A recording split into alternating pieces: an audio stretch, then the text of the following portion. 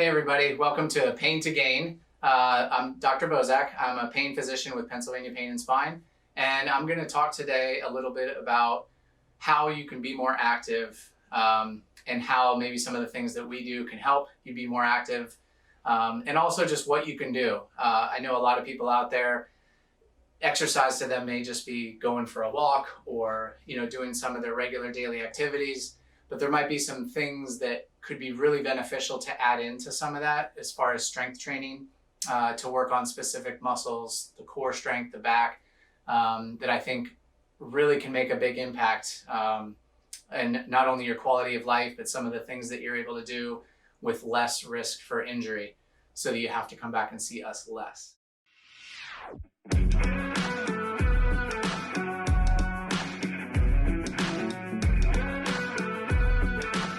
So, a lot of what we do here involves around different types of injections to treat different pain conditions. And really, ultimately, the goal from my perspective, when I see somebody, is I want them to be able to get back to doing whatever it is that they like to do. So, I don't really care as much about, let's say, a pain score as I do as someone that comes back and says, hey, I was able to go garden now, or go golf, or go ride my bike with less pain, and that made me happy. Like that's more my metric than just like a pain scale or something like that. So I love hearing that kind of stuff. And so I just wanted to give some different little insights and things that I think could be helpful. Strength training is something that a lot of people think when they get older that they can't do anymore. You think that you're too old, or it's too late for you to start something like that, or that you think you're going to get injured trying something like that. And a lot of these are myths that just aren't true, that if you do some of these things correctly, not only will they, not cause injury, but they could help prevent injury in the future. There's people you could seek out professionally for this, like physical therapists or personal trainers or things like that. But there's a lot of things that you can do on your own. Strength training is something that's important for everybody, especially after the age of 30. After 30, we actually start to lose muscle mass at a rate of around 5% per decade, which doesn't sound like much, but it adds up as you get older. The old saying, if you don't use it, you lose it, is really true. There's a fancy word for it even called sarcopenia, where your muscle mass actually starts to just, waste away if you don't use it. And if your muscle mass is wasting away, then you're not going to be strong enough to do simple everyday things like get off the couch or just climb in and out of a car, or any of a number of things that are you have to do on a daily basis. So you're never too old. So everybody can start somewhere. It can be starting twice a week, 3 times a week, where you just incorporate some strength training into your regular exercising, like walking if you like to do that, or elliptical or biking or swimming, any of these types of cardio things. Don't think of those as the only thing you should do. So adding in some strength training, either maybe like right at the end of your cardio or right before, can be very beneficial. So strength training, it does a number of things. So number one, of course, builds strength. That's kind of the most obvious one. The other thing is it really helps with your maintaining bone density. So this is one that a lot of people don't think about or may not know. As we get older, osteoporosis or osteopenia is certainly a concern in a lot of people, where your bones start to weaken. And it's pretty clear, as far as the science now, that strength training can actually help maintain your bone mass, which is going to help you prevent risks from fractures if you fall, or other types of pain conditions that can happen from that. So strength training is good for bone density. It can improve your balance. Balance is a big issue as people get older. You don't want to fall. And just by strengthening some of the muscles, it's going to, it can give you better balance, because, you're just structurally stronger in a sense.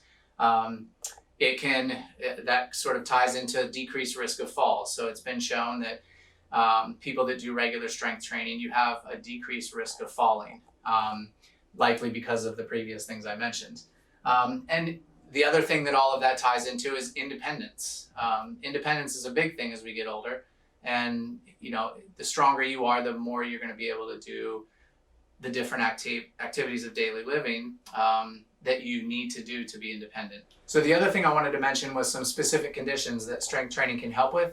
Arthritis is a big one. When you get wear and tear in the different joints in the body, strength training can help by increasing the strength and muscle mass around the joint, which then puts a lot of those forces through the muscle instead of the joint. So it can actually help with pain from arthritis. So that's a big one. Diabetes is another one. Strength training, by putting on more lean muscle mass, it can actually help your insulin sensitivity, your glycemic or sugar control. And also by putting on more lean muscle mass, that can actually increase your metabolism, which can help with weight loss. So it's kind of like a number of things that can work synergistically together to not only help with weight loss, but help with your sugar control and help with weight loss. And those are all really big things for a lot of people. As I mentioned before, it's good for osteoporosis because it can help strengthen the bone. Heart disease is another one, just for a number of the previous reasons. If you improve a lot of those things, you're going to also then improve heart disease. Obesity, I already kind of mentioned. And then back pain also goes along with the strengthening part. Your back, the lower part of your spine, takes a lot of force just from people being on their feet all day and bending and twisting. And the stronger that the muscles are that surround and support the spine, then when you do all of those different things, then your spine is not taking as much pressure because the muscles are doing the work for you. They're able to handle the load without having to transfer it to the spine, where it can then create pain. I said you're never too old. Just a small disclaimer, anytime you're going to start like a new exercise program, it may be good if you have any concerns, you can always run it by your primary care doctor. For basic strength training, there's not too many reasons why you can't start that. But if you ever have any concerns about other medical conditions you have, just go ahead and ask your primary care doctor about it. The final thing I'll mention, strength training, not just exclusively that, but exercising in general. I mentioned a lot of the conditions that it can help. And another big one that people may not think about is mental health, emotional health. Exercise is a great antidepressant or anti-anxiety killer. It works great for me. If you're down about something or stressed about something, if you get a good workout in, it's releasing endorphins in your body. It just makes you feel better. So there was a research study out there comparing an SSRI, which is a medication that's used for depression, against exercise routine. And the exercise was shown to be at least as good, if not better, than the pill. So this is one of those things where exercise really is medicine. It can do wonders for that. So I think now I can go through some of the different exercises that maybe you could try at home. These aren't things that, you need to do every day. This is, start slow, maybe do something twice a week, and then, you can slowly increase it if you're feeling good about it. It's okay to expect some, muscle soreness in the beginning when you start a strength training program. And I know for people with chronic pain, sometimes, you don't like feeling pain. So it can be hard to distinguish a good pain from, the bad pain that you don't want to feel. But just know that, there's going to be some muscle soreness that will get better. And that's a good thing because it's showing that you're developing, the muscles. So that's a good thing. Okay, so I wanted to demonstrate some different exercises that you can do at home just to help with some of the things that we talked about. One of the most important movements, I think, is the squat. And a full squat, or what you might think of it with weights on your back, can be very intimidating at first. So all you really need is any object. It can be a chair, it could be a box, it could be anything that you can squat down to. And it gives you an endpoint, so you don't have to worry about falling or going down all the way in the beginning. So a good way to start with squats, if you've never done it before, is to pick an object that's higher so you don't have to squat that much. You put it just behind you, and the goal is to squat down, keeping the weight in the heels and the back flat until your butt touches the object, and then you stand back up. So I'm not sitting down like this, putting all my weight on the seat. That would defeat the purpose. So you want to go down until it just touches, but almost pretend it's not there, and then stand back. And then as you get better and better, you can lower the chair if that's available, or you can just pick a lower object. And then ultimately the goal is to get to the point where you can just do what's called an air squat, where you don't have any weight on you, but you're just squatting down, trying to get your hips below your knees, and then you stand back up. keeping your weight in your heels and your back flat. So it's important to not round your back like this. Don't lean forward. When you go down, don't come up on your toes like this. Keep your weight in your heels and your back flat and just go down as low as you can, stand back up. And when you're learning this, I would do maybe 10 reps and then rest a minute or two, do another 10, rest a minute or two, and then do a third set. So 3 sets, minute or two rest in between. And, you know, that's a great way to build up a lot of leg, butt strength that's going to help you, because every day you're getting up, you're getting off the couch, you're getting off out of a car. And all of those involve squatting like movements. So that's the first one. Another good one is a wall push-up. So we all have walls in our house. I'm going to use a tree as an example. But all you need to do, since a push-up on the ground is pretty intimidating at first, you just find an object and you just stand a couple feet away from it. And the key with this is to keep your body straight. Don't stick your butt out. Don't arch like this. Just try and keep your body straight.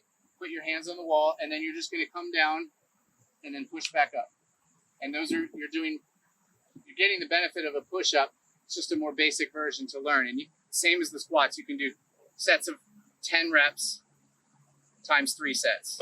So, and those wall push-ups, you can make them harder and harder by just backing further and further away from the wall. And now it's going to be a more difficult push-up. At some point, you can move to the ground and try and do them on your knees first before going to a full push-up. As far as equipment, if there's one thing you could buy that you can do a lot of good stuff with is a kettlebell. Most stores or Amazon will sell a whole variety of weights with something like this. It's a bell with like a handle-shaped thing. You can get them from very light to very heavy. And there's a whole bunch of stuff you can do with these. I'll show you a few. One of them is a deadlift. A deadlift is picking something up off the ground and just standing up with it. It's that simple. So if something's on the ground and you just pick it up like that, you just deadlifted something. So people deadlift their laundry, they deadlift their grandchildren. There's all kinds of, anything you pick up off the ground, you're basically doing a deadlift. So doing this as an exercise to strengthen those muscles is very important for your functional movements that you do every day. So the key with the deadlift, when you go down to bend, pick something up, don't round your back like this as you go down. You want to keep your back straight, bend a little bit at the knees, and then just arch at the hips. So you can see my back is totally flat, and then you just stand up, and then you go back down, touch the kettlebell to the ground, stand back up. The whole time, just keeping in mind not to round. If you look at my low back here, it's rounded there. There it's straight. So don't let it round like that. Keep it straight, down and up. Same thing, 10 reps, 3 sets. So that's an easy rep scheme to just keep in mind for almost all of these things. You can do sets of 10 times 3 to start with. Another object that's exercise that's good for the core and the back, a lot of us have back pain issues, is where you hold the kettlebell and you just swing it around and grab it in the back.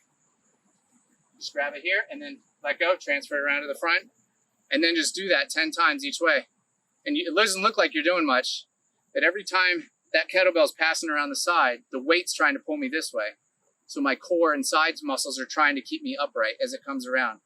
Then as it goes around the other way, it's the same thing. Now I'm working the muscles on this side. So you're getting to work all those muscles around your spine and your low back. And that's good for, people with low back pain. You want to strengthen your core and your back. Start light. You don't want to do this to where you're causing pain during the exercise. A little soreness in the beginning the next day is fine. But you shouldn't be having much acute pain during the exercise. So that's another one. They're called slingshots. You just go around 10 reps each way. That thing you can do the same thing with your shoulders. You can hold the kettlebell up by your head and just go behind your head and come back around to the front. Around to the front. Same thing, 10 times each way. Now we're working the shoulder mobility, range of motion, rotator cuff strengthening. It's an excellent exercise for shoulder issues. Let's see. Some slightly more advanced kettlebell moves just to show briefly. If the deadlift gets too easy, you can do a one-legged deadlift where you hold it in one arm and you just balance on one leg as you go down and up like that and just touch it to the ground. Now you're really isolating your glutes and your core on that one side, and then you would switch and do the other side. That's going to be a little more advanced. If you have any balance issues, don't start with that one. Another one is just the general kettlebell swing where you hold it with 2 hands. It goes between your legs and then you swing it out and it comes up to your chest height. You don't hold it here. I'm just demonstrating. So you swing like this. The momentum is coming from thrusting your hips as it comes through. That's what gets the kettlebell up to your chest. And you just do swings like this. Every time you come through, keep your back flat. Kettlebell swings, it's a great like full body exercise. You can also pick up a dumbbell. Obviously, they make tons of different weights for these. You can do things like, if you just want to, again, isolate shoulder, you can do shoulder presses. Those are good just for shoulder issues. You can do lots of raises laterally. You can lay on a bed and do rotational movements to work all the rotator cuff, things like that. And then one of my favorite movements is called a snatch. And that's where you take a weight and you lift it from the ground to overhead in one motion. So you would start with an object on the ground, you bend down, flat back, and you just drive it up and catch it with a straight arm and then stand up. And that's a snatch. This would be a dumbbell snatch. And then you can set it back down and then do it on the left. Again, you're driving it and then punching to the ceiling and standing up with it. That one's a little more advanced, but give these a try. Let me know what you think. A lot of good stuff there that you can do even with just objects in the house, or even with just buying a single piece of equipment that's not that big on Amazon. You can get a lot of work done for the core, the back, the upper body that can ultimately help your pain conditions. So this is Dr. Bozak. Thanks for listening to Pain to Gain. We'll see you next time.